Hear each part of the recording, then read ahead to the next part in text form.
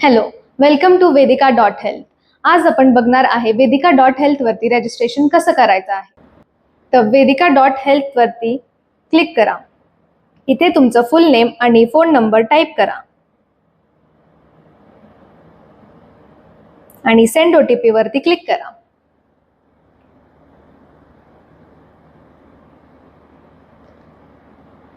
आता तुमचा OTP automatically verify होईल आणि वेदिका.हेल्थ ओपन होईल.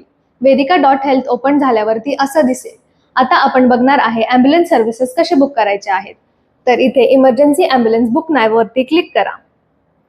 इथे तुम्हाला दोन ऑप्शन्स दिसतील, सेल्फ आणि अदर. सेल्फ म्हणजे तुम्ही स्वतःसाठी ॲम्ब्युलन्स बुक करत आहात आणि अदर म्हणजे दुसऱ्या कोणासाठी ॲम्ब्युलन्स बुक करत आहात.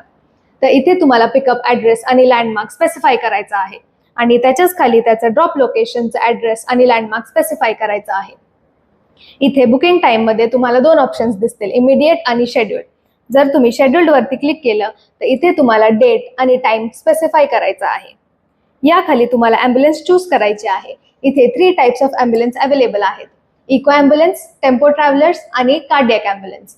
इको ॲम्ब्युलन्स थोडी कॉम्पॅक्ट ॲम्ब्युलन्स असते आणि टेम्पो ट्रॅव्हलर्स थोडी स्पेशियस ॲम्ब्युलन्स असते आणि कार्डियक ॲम्ब्युलन्स मध्ये तुम्हाला स्ट्रेचर, व्हीलचेअर, इमर्जन्सी इक्विपमेंट्स आणि डॉक्टर अवेलेबल असेल.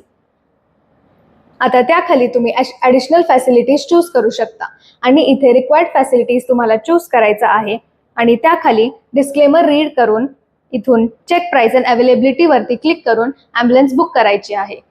जर तुम्ही अदरसाठी बुक करत असाल तर तुमची सेम प्रोसेस आहे. जस्ट तुम्हाला इथे patient name, phone number, age आणि जेंडर स्पेसिफाय करायचा आहे आणि चेक प्राइस अँड अवेलेबिलिटी वरती क्लिक करून ॲम्ब्युलन्स बुक करायची आहे. थँक्यू.